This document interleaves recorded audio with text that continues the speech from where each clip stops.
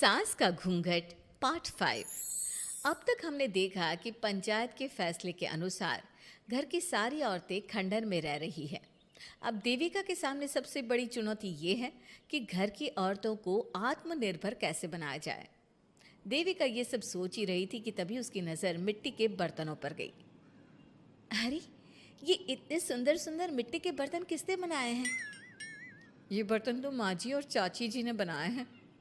अरे वाह, इतने सुंदर बर्तन तो मैंने आज तक नहीं देखे। माँ जी, चाची जी, आपने ये कहाँ से सीखा? अरे बहू, ये तो हम बचपन से बनाते आ रहे हैं। ये स्टील, पीतल और कांच के बर्तन तो अब चले हैं। पहले तो मिट्टी के बर्तन में ही लोग खाना खाते थे। ठीक है, तो हम दोबारा से मिट्टी के बर्तनों में लोगों को खाना खाना सिखाएंगे। वीना दीदी और सुजाता भाभी, आप दोनों बताओ, आप दोनों को क्या क्या आता है? मुझे तो खाना अच्छा बनाना आता है। बस खाना बनाने के अलावा मैंने कभी कुछ किया ही नहीं। और वीना दीदी, आप बताओ, आपको क्या क्या आता है? पता नहीं, मैंने बचपन से यही सुना है कि लड़कियों को ये नहीं करना चाहिए, लड़कियों को वो नहीं करना चाहिए, इसलिए मैंने कभी कुछ किया ही नहीं। देविका, वीना को सिलाई, कढ़ाई और बुनाई बहुत अच्छी आती है। हाँ, आती तो है लेकिन बहुत अच्छी नहीं।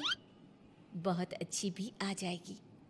अब देविका और बाकी सभी औरतें गांव में सबके घर जाती हैं और गांव की सभी औरतों से मिलकर कहती हैं, भाभी जी, अगर आपको अपने या अपने घर वालों के लिए कपड़े सिलवाने हो तो आप मुझसे ही सिलवाना। बहन जी, मिट्टी का चूल्हा, बर्तन या मटका बनवाना हो तो मुझसे ही बनवाना। मैं और विमला दीदी आपके घर के सारे बर्तन बना देंगे। भाभी, आप कभी किसी काम में व्यस्त हो और खाना ना बना पाओ ना, तो आप मुझे बता देना, मैं आपके घर के लिए खाना बना दूंगी। वो क्या है ना, आप तो सारा दिन खेतों में काम करती हो और कभी कभी खाना भी नहीं बना पाती होंगी, इसलिए। इस तरह घर की औरतें जी जान से अपने अपने कामों में लग जाती है। धीरे धीरे उनका काम बढ़ जाता है और वो अपने खंडहर को ठीक करने में लग जाती हैं। वहीं दूसरी ओर घर के सारे आदमी घर का काम संभाल नहीं पा रहे थे। अरे भाई कल्याण, चाय तो पिला दे। जमाना हो गया अच्छी चाय पिए हुए। आप भी ना घर के दामाद से क्या क्या काम करवाते हैं। अभी लाता हूँ चाय। कल्याण, तुम दामाद नहीं बेटे हो, इसलिए इस घर के सुख दुख, घर के काम और बाहर के कामों में तुम्हारा सहयोग तो होना ही चाहिए ना। इतने में कल्याण चाय बनाकर ले आता है। जैसे ही सचिन चाय पीता है तो उसके मुंह से चाय निकल जाती है। जीजा जी, ये क्या बनाया है? इतनी कड़वी चाय। इससे अच्छा तो करेले का जूस होता है। देख सचिन भाई, मैं तो ऐसी ही चाय बनाता हूँ। पीनी है तो पी, नहीं पीनी है तो अपने आप बना ले। मैं खाना बनाने जा रहा हूँ और अकेला नहीं बना सकता। आप में से कोई मेरी मदद करो। सचिन मेरी चाय की बुराई कर रहे थे ना, तुम जाओ अब खाना बनाओ। सचिन और मोहन दोनों खाना बनाने में लग जाते हैं। मोहन भिंडी काटकर कढ़ाई में छोड़ देता है और उसमें पानी डाल देता है। आपने भिंडी में पानी क्यों डाला? शायद पानी नहीं डलता, पता नहीं, लेकिन माँ ने कभी भिंडी में पानी नहीं डाला था। लेकिन बिना पानी के भिंडी बनेगी कैसे? मतलब गलेगी कैसे? बिना पानी के बनाएंगे तो चिपक नहीं जाएगी कढ़ाई से? पता नहीं। चलो देखते हैं कैसे बनती है भिंडी। भैया, कितने दिन हो गए ना अच्छा खाना खाए हुए। खाना तो सुजाता बनाती है, इतना मज़ेदार खाना कोई और बना ही नहीं पाता। सचिन और मोहन खाना तैयार करके ले आए। सभी आदमी खाना खाने लगे। खाना बना तो बहुत बुरा था, लेकिन किसी ने बिना कुछ कहे खाना खा लिया। तभी जोगिंदर ने कहा, घर की हालत कितनी बुरी हो रही है। जगह जगह जाले लगे हैं। 2 दिन से तो किसी ने झाड़ू भी नहीं लगाई घर की। हाँ, और घर में गंदे कपड़ों के ढेर लगे हैं। मेरे पास तो यह आखिरी कुर्ता ही बचा है पहनने के लिए। कल्याण, मोहन, तुम किसी नौकर को रख लो ना। हमने 1-2 लोगों से बात की थी नौकर के लिए, लेकिन कोई घर में काम करने के लिए तैयार ही नहीं है। गांव के सभी लोग खेतों में ही मजदूरी कर रहे हैं। घर के सभी आदमी घर के काम में लगे रहते हैं, तो वो अपने खेतों पर भी ध्यान नहीं दे पाते और उन्हें हर महीने आर्थिक रूप से नुकसान उठाना पड़ता है।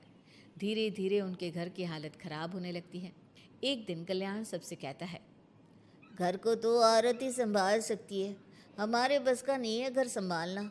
हमें किसी तरह से उस सब को वापस इस घर में लाना ही होगा।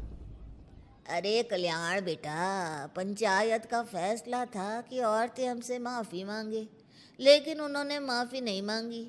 अब हम उन्हें बुलाने गए तो उल्टा हमें ही अपनी अपनी पत्नियों से माफ़ी मांगनी पड़ेगी। हमें कोई ऐसा रास्ता निकालना होगा कि वो मजबूर हो जाए हमारे पास आने के लिए।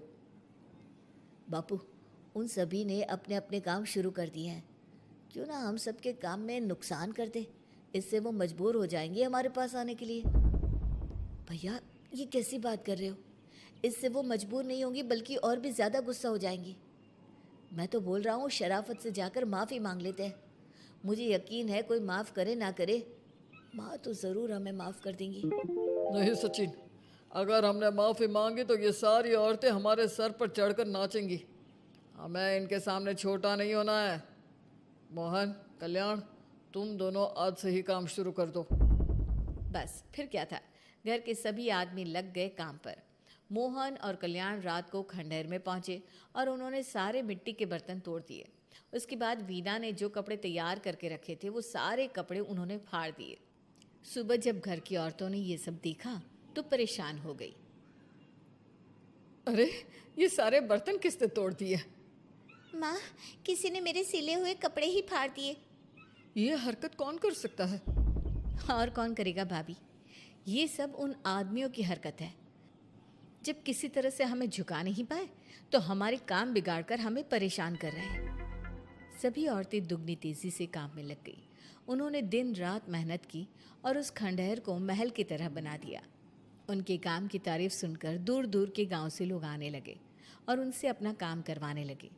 एक दिन सभी औरतें बैठकर खाना खा रही थी, तभी विमला ने देविका से कहा, देविका, हम कभी सोच भी नहीं सकते थे कि हम अपनी मेहनत से अपने लिए इतना बड़ा और इतना अच्छा घर बना लेंगे। देविका बहू, आज हमें इस बात का एहसास हो रहा है कि हम तो सिर्फ सांस ले रहे थे, जीना तो हमें तुमने सिखाया है। मुझे तो अब भी यकीन नहीं हो रहा कि मेरे पति की पहचान के अलावा भी मेरी कोई पहचान है। गांव के सब लोग मुझे सिर्फ मोहन की पत्नी के रूप में जानते थे, लेकिन अब सारा गांव मुझे जानता है। देविका, मैं कुछ ही दिन में इस गांव में एक अच्छा सा होटल खोलूंगी और मैं एक बुटीक खोलूंगी। मैं यहाँ गांव की लड़कियों के लिए एक स्कूल खोलना चाहती हूँ, यही मेरा सपना है। सभी औरतें खाना खाकर सो जाती है। रात बहुत ज़्यादा हो गई है, लेकिन देविका को नींद नहीं आ रही थी। तभी उसे किसी के कदमों की आवाज़ सुनाई दी। पहले तो देविका थोड़ी डर गई, लेकिन उसने हिम्मत करके उठकर देखा तो उसके सामने सचिन खड़ा था।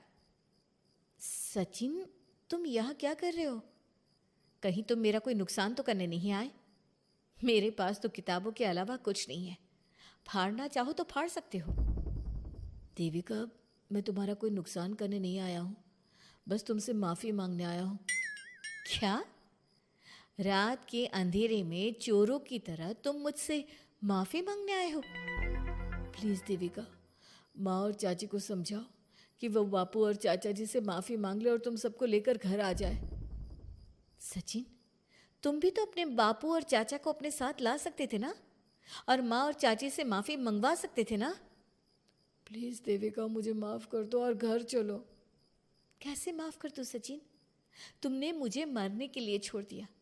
अगर माँ और चाची हिम्मत करके मुझे अस्पताल ना ले जाती तो आज मैं और मेरा बच्चा जिंदा ना होते। ना तुम मुझे अस्पताल में देखने आए और ना ही अस्पताल से आने के बाद मेरा हाल चाल पूछा। मुझे तो छोड़ो, तुमने अपने बच्चे का चेहरा तक नहीं देखा और तुम मुझसे उम्मीद कर रहे हो कि मैं तुम्हें माफ़ कर दूँ? कभी नहीं सचिन।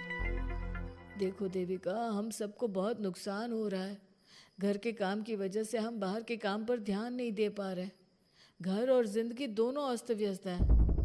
वो इसलिए कि तुम सब आदमी संगठित नहीं हो। अपना दिमाग और ऊर्जा हमें परेशान करने में लगा रहे हो, और हम औरतें संगठित हैं। हम अपना दिमाग और ऊर्जा अपनी प्रगति में लगा रहे हैं। इसलिए हमने खंडहर को भी महल की तरह कर दिया और तुम्हारी हवेली खंडहर की तरह लगती है। सचिन देविका से बार बार माफ़ी मांग रहा है। क्या सचिन को अपनी गलती का सच में पछतावा है या फिर ये घर के आदमियों की कोई नई चाल है?